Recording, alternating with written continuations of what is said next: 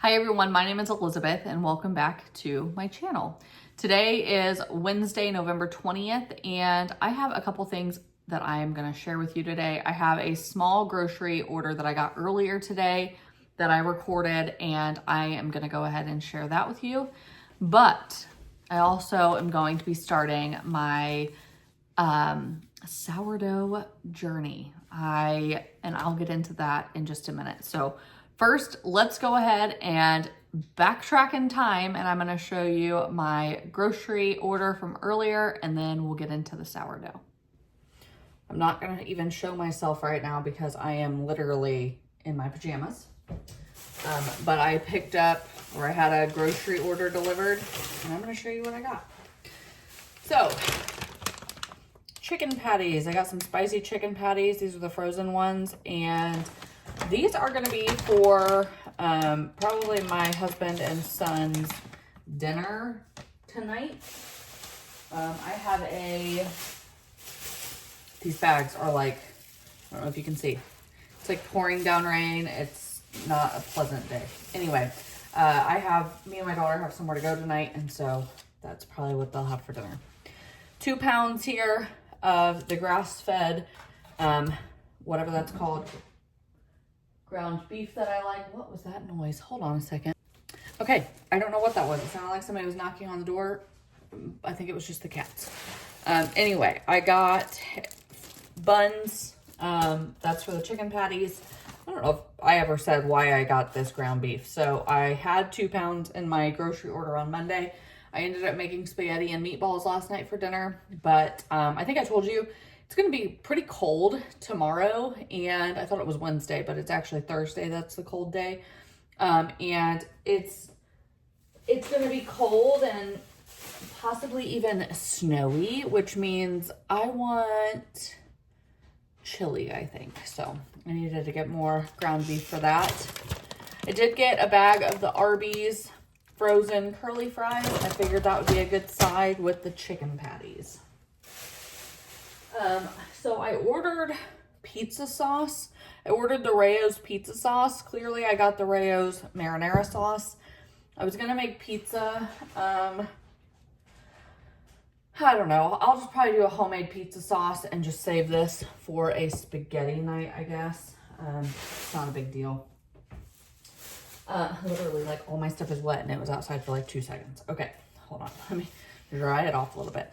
I got a container of, look at the bottom, it's wet. Anyway, I got a container of the quick oats. This is just for oatmeal and stuff like that. I don't know. We haven't had oats and I want it, so I got it. I did go ahead and pick up another 4-pack of the Silk almond milk. I did figure out the difference. So the other ones I got are soy milk. These ones are almond milk. My daughter prefers these ones, and she's been taking one for breakfast every morning. And so I went ahead and just picked up 4 more. I did get, let's see, I got 2. There's 1. And here's 2 packages of mozzarella cheese. So that is going to be for pizzas. I'm going to make homemade pizzas one night, and so I got that for that. I picked up some sweet potato cubes. For dinner on Monday night, we had steak, and I did roasted cubed sweet potato. I was going to bake them, but decided to roast them instead, and it was so good. And so I wanted to get some more sweet potato, and I was gonna just get real sweet potatoes and cut them up, but convenience one here, and I got pre-cubed sweet potato that I plan to roast. And I might just roast these and then eat them like for lunch or for dinner as a side. I don't know. I might just like roast them up and then just put them in the refrigerator and then eat them for lunch for the next couple days or something. I got a bag of Lay's dill pickle chips. I don't know, I just wanted more chips. And my family are big chip eaters. That's what we eat as a snack, which I know is not healthy, but I don't care. And then I also picked up a family-sized bag of Gardettos. So I love Gardettos. I have anytime we go on like a car, like a road trip, Gardettos are typically my like car snack, if you will. But I don't ever think to just buy them for the house, but my son likes them a lot. I like them. My husband and my daughter, I think, like them too. And so I got those. Okay, that might be all my groceries, but I did get a couple other things too. So I got a 2-pack of Degree deodorant. I had ordered, not that this matters, but I ordered the Sexy Intrigue scent. I actually really like that scent. It's kind of like more of a perfumey scent than a fresh, clean scent. But it was out of stock, so they substituted with Shower Clean, which is fine as long as I don't smell like BO. That's all that matters. And then I needed a new purse, like chapstick or whatever. I love Aquaphor. Now, granted, I love like the real Aquaphor, not even like the lip specific, but I just decided to get one of these Aquaphor lip repair sticks for my purse. And then last but not least, this was I'm going to call it an impulse buy, although it wasn't impulsive. Okay, so this is a perfume. It's the Dossier Ambre Saffron perfume. So I always wear the same perfume, always. People have signature scents. I definitely have one. I typically use the Juliet Has a Gun, not a perfume. That's what I wear all the time. But my daughter had her senior pictures like 2 weeks ago. And first of all, oh my gosh, those pictures. I'm going to have to just show you. I'm going to post some like right here, right now while I'm talking, and you can look at them. But she had her senior pictures and the photographer was wearing this perfume. I asked, she smelled great. I was like, oh my gosh, you smell so good. I don't mean that in a creeper way, but can you tell me what you're wearing? And this is what she said she was wearing. And she says she gets it at Walmart. And I was like, okay, that's awesome, because the perfume I wear, while I love it, literally, it's like my favorite perfume ever. I've worn it exclusively pretty much for 3 years, I'd say 4 years maybe. It's expensive, and this one was a little cheaper. Granted, this was $49. I mean, it's not cheap. But I thought, you know what? She smelled really good, and I'm going to try it just for this like fall, winter, and see what I think, because it smelled good. So yeah, anyway, aren't her senior pictures pretty? I just love them. I don't know how many I posted, probably a million, but she is just a natural beauty anyway. But those pictures just, oh my gosh, I love them so much. But anyway, I don't know if I'm going to end the video here because I am getting my, so I told you I was going to start a sourdough starter, and I may do that in this video as well. But I have, okay, so I bought a dehydrated sourdough starter to start with. So I get it today in the mail, and I'm going to use that to start my sourdough starter. You can make your own, obviously, but this one came from like a 30-plus-year-old sourdough starter. I ordered it through Sourdough Sparrow, I think. If I'm wrong, I'll correct it here somewhere. But I'll also show you that process of me getting that rehydrated and started. So I think I will go ahead and add that in this video. But I did want to show you this stuff I got from Walmart. This was a delivery order. Like I said, I am still in my PJs. I spent, how much did I spend? Like $128 or something.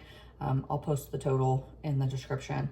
And that was before tip. I did tip like $10, so it was like 130 something, but I just didn't want to leave.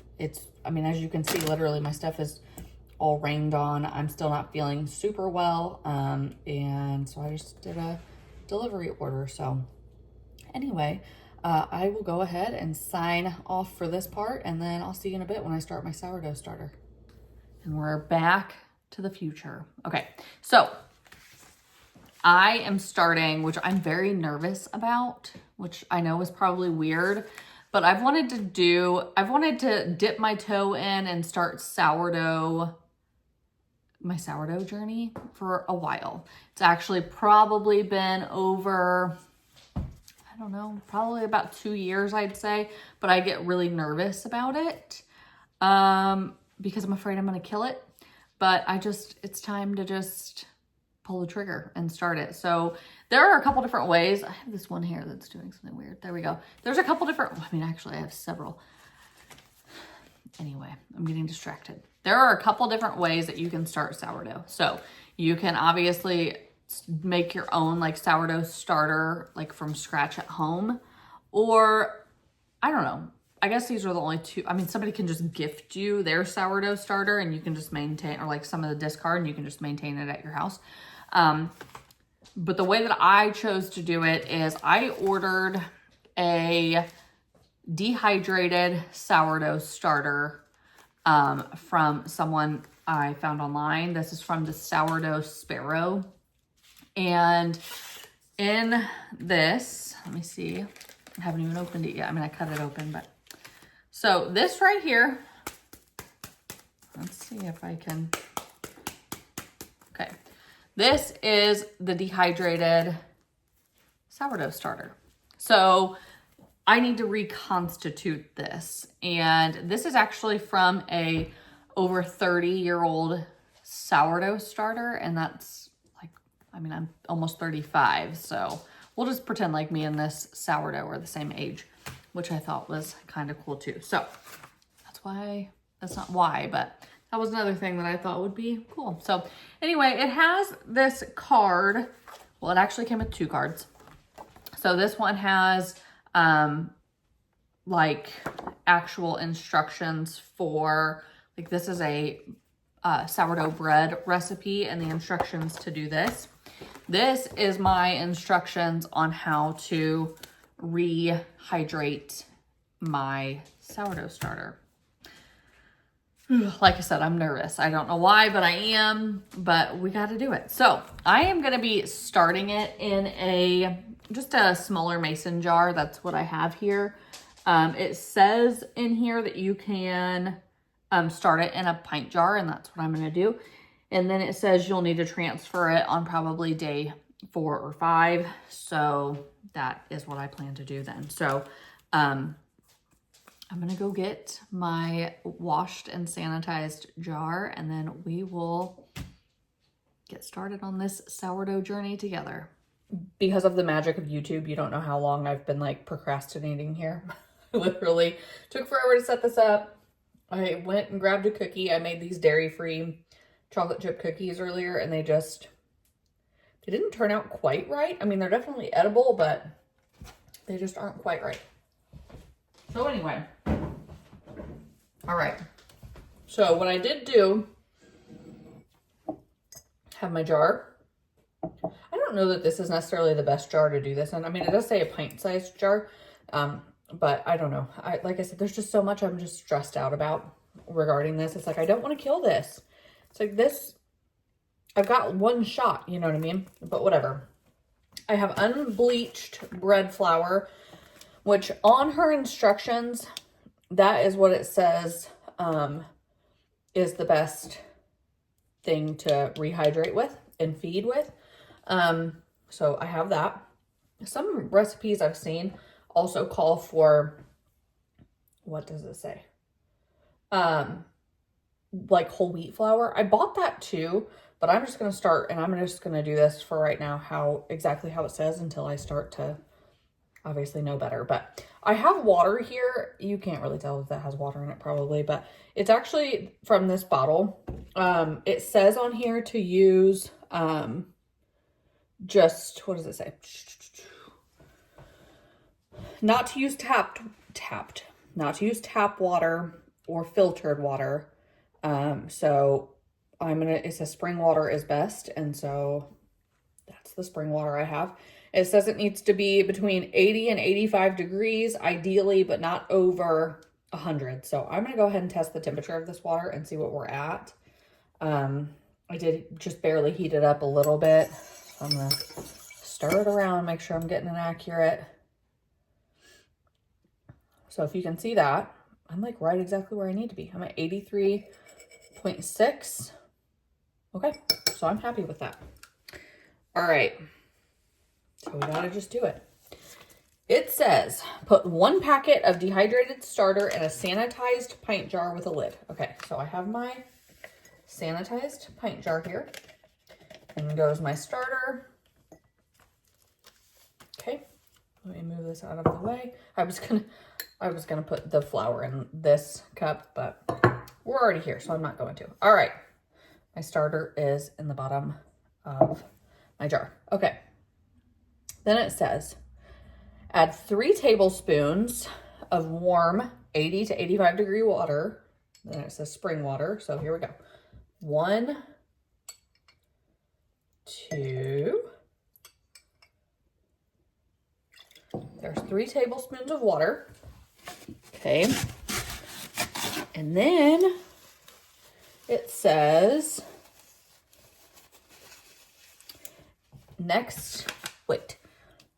stir with a spoon and let sit for 10 minutes. Oh, okay. So I guess I'm going to stir this, time it for 10 minutes, and then I'll be back. I'll show you, trying to make sure I've gotten it all nice and stirred together.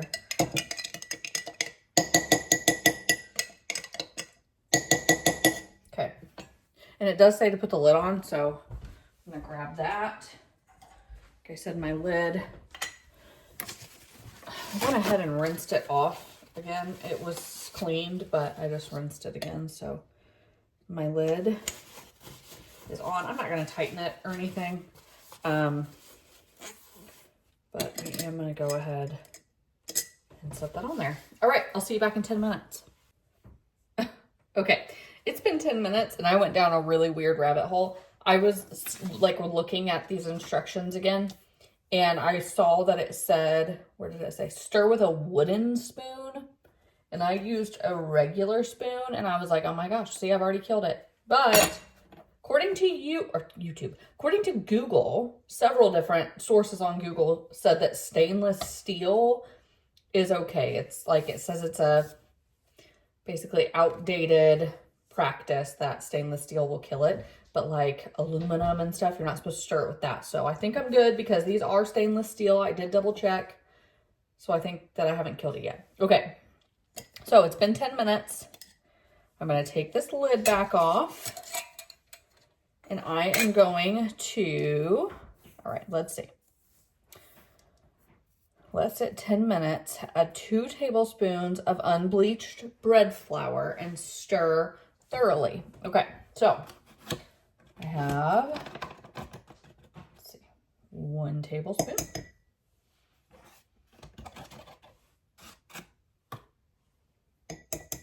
2 tablespoons. I'm just throwing caution to the wind at this point, and I don't have a wooden spoon that'll fit in here, so that's probably something I need to invest in, but I am just going to stir with this again. Okay, so mixing away. I want to make sure it's nice and mixed. Don't know if you can even see what I'm doing. All right, so it just says, okay, stir thoroughly until there's no clumps. I don't see any clumps anymore, so I assume I am good. I will show you if I can. There you go. Okay. All right, so now it says, place the lid on. Okay, add 2 tablespoons. Okay, I did that.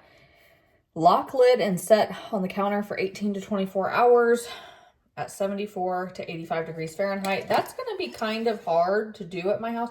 I'm gently locking this, but it is locked. There we go, guys. This is my little baby sourdough starter. Okay, we're going to hope that it lives. But anyway, I'm sorry, I got distracted. We keep our house very cold. Right now I have our heat on because it's cold outside, but my heat is set on 65. So what I'm gonna do is I'm gonna try to keep it, so this wall that you can't see, I mean, you can see part of it like over here area. This is an exterior wall. So I think what I'm gonna do is I think I'm gonna take it and put it on more of like an interior wall, or like on my counter, more in an interior area. If it doesn't seem to be thriving, I may have to just put it in the microwave and let it sit in there, not with like the microwave on or anything, but just set it in there so it stays warm enough. But we'll see. I'm gonna try just setting it on my counter. And I mean, theoretically, there's other people who keep their house cold too, and it's not just me. So we'll see. But it does say on here 75 to 80 or 74 to 85 degrees, and that's not gonna happen. But I don't know that I'm going to continue this part of the video. I may post this video today, and then I may just update you like later this week with how it's doing. Tomorrow, here's what I have to do. I have to let this sit for 18 to 24 hours. So this time, probably around this time or so, noon or so tomorrow, or a little, you know, noon is going to be about 18 hours. I'm going to let this... I'm going to deal with it sometime after noon. I'm going to remove the lid, add 2 more tablespoons of flour and 1 to 1.5 tablespoons of warm water. Same temperature and everything as today. It says to stir to combine, and you're going to want a texture of pancake batter. Okay. So what I may do from here is just kind of like film the rest of my sourdough journey in another video, just as a separate video as a whole, and then like my journey with making my first loaf. So you're not going to see this part for a while, again, because I'm going to do all this, but I do that, let it sit another 18 to 24 hours. It says day 3, you might see some bubbles that formed. Hooray! Again, remove the lid from your jar, feed with 2 tablespoons of flour and 1 to 1.5 tablespoons of warm water. Same thing, close the lid and let it set another 18 to 24 hours. Okay, so it says at this point, you may start seeing more bubbles. If not, try to move to a warmer spot, like inside your oven with the light on, but only while it's growing, or a heating mat to get to the 74 to 85 degrees. And it says, if your home is under 72 degrees, there may be little to no growth. So that may end up being an issue for me, but we'll see. Then it says day 4, you are feeding for growth at this point. Today, you may notice that it has risen and fallen throughout the last 18 to 24 hours, leaving streaks on the side of the jar. You're going to feed the starter with 2/3 cup of flour and 1/2 cup plus 1 tablespoon of warm water. So that's going to be a bigger day. And that's going to be when I need to probably transfer it to the bigger jar on day 4. So I'm actually going to take a second. Do I have a Sharpie? I have today is the 20th. I'm going to just write that on here to make sure that I remember the date that I started this, so that I know, like, okay, that was day 1, you know, whatever.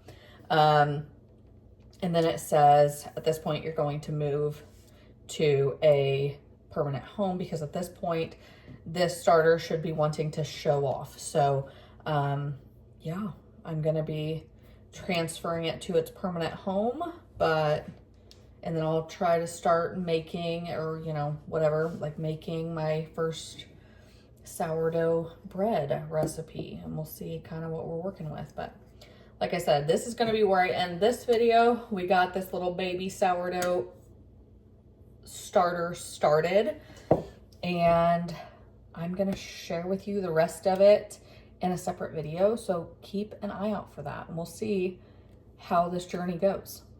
I hope you all enjoyed this video, and I will see you next time. Bye, everyone.